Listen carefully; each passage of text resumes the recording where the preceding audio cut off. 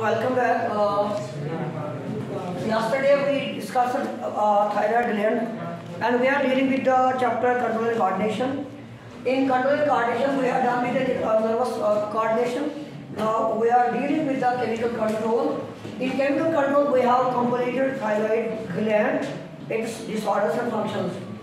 Now let us take another gland which is called parathyroid gland. जिगर मैंने बोला है आपको थायराइड ग्लैंड जो होता है वो ट्रैकिया के इधर साइड होता है, बाइलोब्ड है, दो लोब्ड ग्लैंड होता है।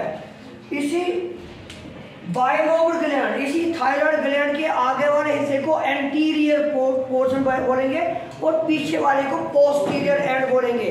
जो पैराथायराइड ग्लैंड होता है ये बिल्कुल चार सेपरेट ग्लैंड होते हैं जो मैंने इस ग्रीन कलर से बनाए हैं। They are four separated glands located on the posterior side of thyroid gland. Anterior हो गया आगे, पोस्टीरियर हो गया पीछे, तो थायराइड ग्लैंड के बिल्कुल पीछे होते हैं ये चार gland.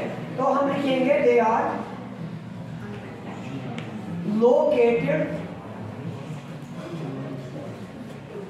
on the posterior side of thyroid gland. दूसरा पॉइंट हम लिखते हैं its origin. As I have told you that we do have three germ layers. और किसी न किसी जर्म लेयर से किसी न किसी ऑर्गन का ऑरिजिन होता है, तो इसका ऑरिजिन है एंडोडर्म।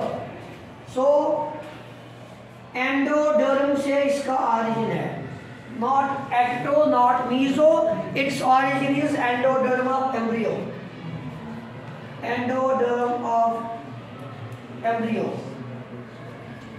उसके बाद जो पैराथायराइड ग्लैंड है, पैराथायराइड ग्लैंड दो किस्म की सेल्स का बना हुआ है। It is made up of two types of cells. Hashtag में लिखेंगे ये दो किस्म की सेल्स का बना हुआ है। पहली सेल उसको चीफ सेल बोलते हैं और प्रिंसिपल सेल, ये चीफ सेल का बना है या प्रिंसिपल सेल का बना है।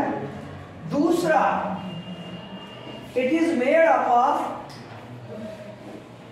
ऑक्सीफिल सेल। ऑक्सीफिल सेल इसका दूसरा नाम है इओसिनोफिल सेल। तो अभी हमने बताया जो पैराथायराइड ग्लैंड है ये चार होते हैं सेपरेट ग्लैंड्स, और each gland is located on the posterior side of thyroid gland. इसका ऑरिजिन है एंडोडर्म ऑफ एम्ब्रियो, और पैराथायराइड ग्लैंड बना हुआ है दो किस्म की सेल्स का। एक सेल का हम नाम लिखेंगे चीफ सेल या प्रिंसिपल सेल, दूसरी सेल का नाम ऑक्सीफिल सेल और इओसिनोफिल सेल। तो उसके बाद हम लिखते हैं सेक्रीशन। सेक्रीशन के लिए हम जाएंगे तो बेटा parathyroid gland secretes only a single hormone. It secretes only a single hormone. एक ही हार्मोन इससे सक्रिय होता है और उस हार्मोन को हम बोलते हैं पैराथायरॉयड हार्मोन। पैराथायरॉयड हार्मोन इधर या बोलेंगे पैराट हार्मोन या इसको बोलेंगे कॉलिप्स हार्मोन। साइंटिस्ट के नाम पे सैफुल्लाह इसका नाम है कॉलिप, तो इसको डिस्कवर करने वाला कॉलिप है, इसलिए इसका नाम है दूसरा कॉलिप्स हार्मोन। तो थायराइड ग्लैंड से एक ही हार्मोन सेक्रीट होता है, दैट इज पैराथायरॉयड हार्मोन और पैराट हार्मोन और कॉलिप्स हार्मोन। इसकी फंक्शंस को जानेंगे। What are its functions?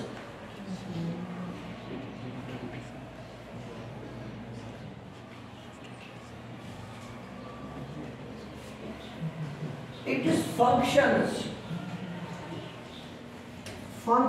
of parathyroid gland, जिगर।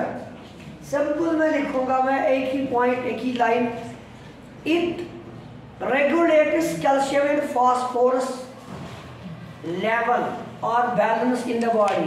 It maintains calcium and phosphorus level in the body. तो वो लिखेंगे आप, it maintains calcium and phosphorus level in the body, चाहे वो ब्लड में हो, ब्लड स्ट्रीम में हो या हड्डियों में हो। मतलब खून में हमें कैल्शियम बराबर चाहिए। अगर खून में कैल्शियम कम है तो पैराथायरॉइड ग्लैंड हड्डियों में से कैल्शियम लाता है और खून में बराबर कर देता है। इसका काम है खून में बराबर रखने के लिए। तो it maintains calcium and phosphorus balance, number 1।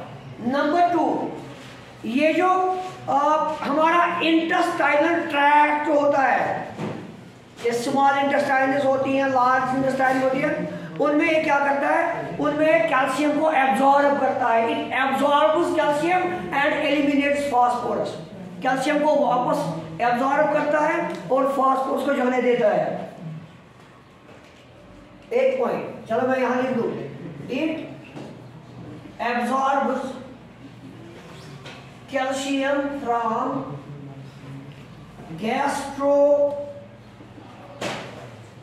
intestinal tract।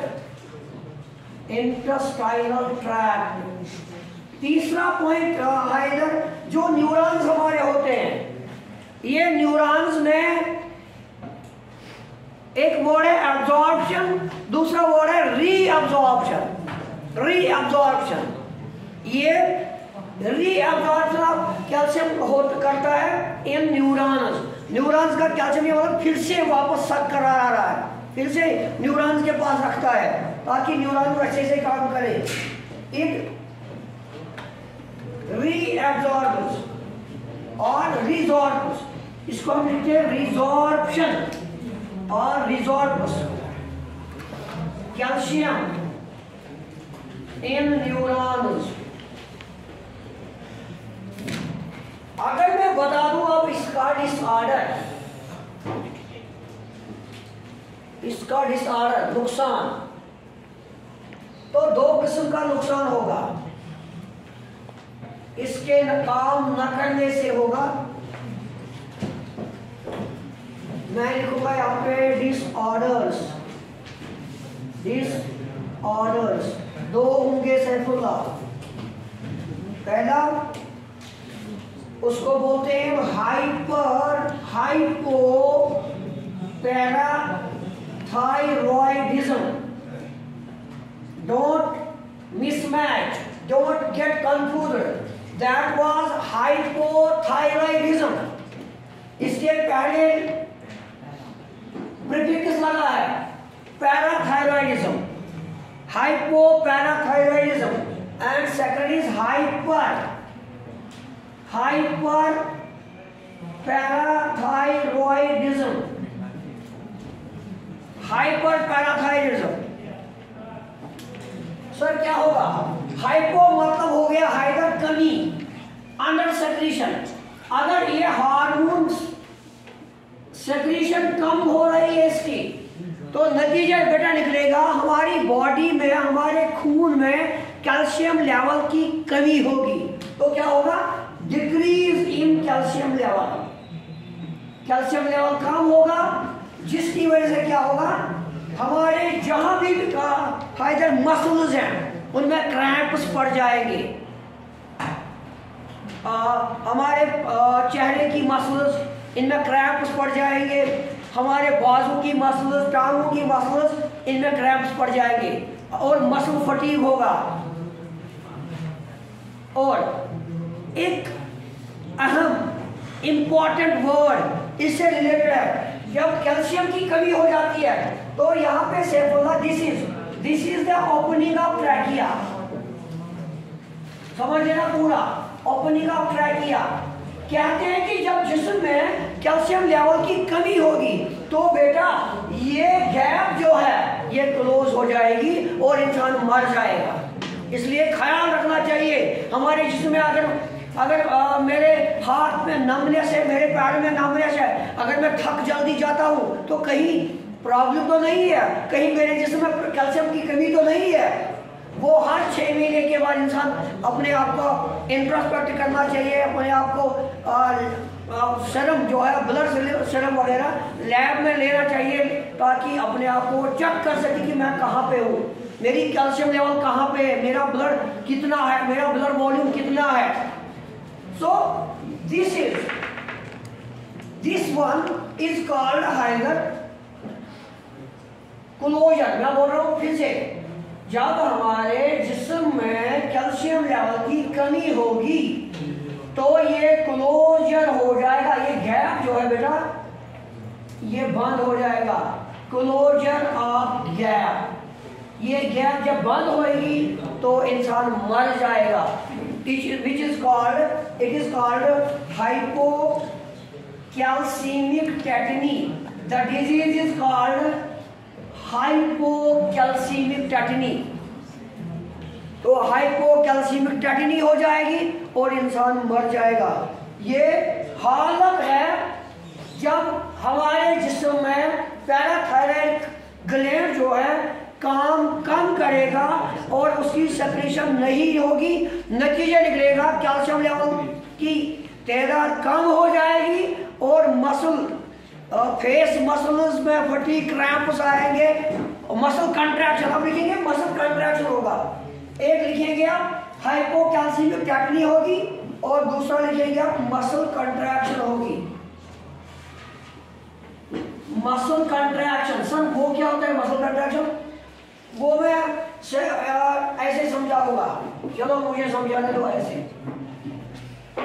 ये बेटा हमारा ट्रैकिया जो होता है सैफुल्लाह, इसके पास ये ट्रैकियल रिंग्स होती हैं, दूर दूर होती है ट्रैकियल रिंग्स, और ट्रैकियल रिंग्स के बीच में मसल्स होती हैं, दीज आर द मसल्स।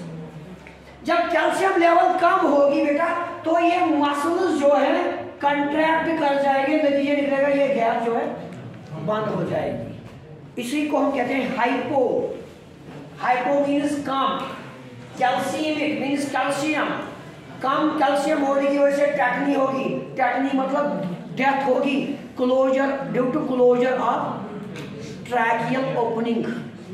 ये था हाइपोथायराइडिज्म से क्या होगा। अब हाइपरथायराइडिज्म देखो बेटा, मतलब हाइपरथायराइडिज्म जब होगी, hyper parathyroidism, it is also dangerous. अगर कैल्शियम लेवल ज्यादा हो गई जिस्म में, आम हम बोल रहे हैं सर, कहते हैं कि कैल्शियम खाने से स्टोन्स बनती हैं, ये सब लोग बोलते हैं, लेकिन एक तरीके से वो गलत बोलते हैं। क्यों गलत बोले मैं बता दूं। देख बेटा, इसका मतलब हो गया कैल्शियम लेवल का बढ़ जाना।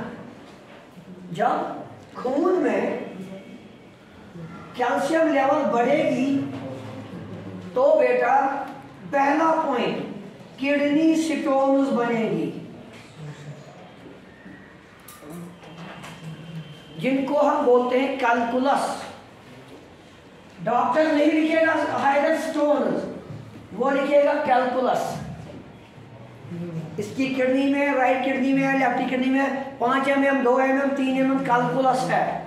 अगर बहुत सारे हैं तो वो लिखेगा कैलकुलाई, कैलकुलाई प्लूरल। ये दिस इज डॉक्टर्स टर्मिनोलॉजी, ताकि एक आम इंसान को समझ ना आए। कैलकुलस और कैलकुलाई नंबर 1। नंबर 2 बेटा, बोनस में से सारा कैल्शियम निकल आएगा और खून में इजाफा होगा कैल्शियम का। जब बोन्स में से विथड्रॉ करेगा ये हाइपर, इसका काम है ना कैल्शियम को बराबर रखना। जब इसकी कॉन्सेंट्रेशन जब ये करेगा तो डिसऑर्डर इसमें होगा, एक नुकसान से जब काम करेगा तो ये और ज्यादा कैल्शियम बनाएगा, और ज्यादा कैल्शियम, नतीजे निकलेगा ये हड्डियों में से कैल्शियम विथड्रॉ करेगा। जब ये हड्डियों में से कैल्शियम विथड्रॉ करेगा तो हमारी हड्डियां जो हैं वो कमजोर हो जाएंगी और हड्डियों की बीमारी लगेगी, जिसको हम बोलते हैं ऑस्टियोपोरोसिस। हड्डियां कमजोर हो जाएंगी। इस एमिस इंसान आसन थोड़े दूर मतलब ये अपने आकार टोटल खस्ती ना है ये ना बस्ती बे आसन में सोल अर्जन इकन बोस गछित तीस अगर तीसरा प्रॉब्लम गछित। तीसरा पॉइंट, कैल्शियम लेवल बढ़ने से इसमें इजाफा होगा बेटा ब्लड प्रेशर का, ब्लड प्रेशर का इजाफा होगा। So it was about parathyroid gland.